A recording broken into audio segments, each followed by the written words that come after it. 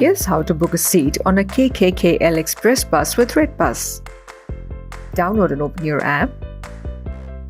Click the Enter Origin tab to search and select your source city.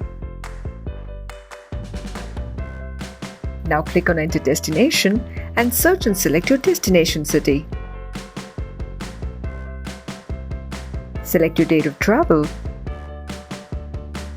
To select KKKL Express as your bus operator, click on Sort and Filter. Scroll down and click the Coach Company tab. The app will display a list of bus operators who service that particular route. Look for KKKL Express. Select the bus operator and click Apply. Select the bus of your choice from the range of options that are displayed. Select your seat and then click Done. Select your boarding and your dropping points and then click Proceed. Enter your passenger and contact information and click Continue Booking. Verify your trip details, enter your offer code and select your mode of payment.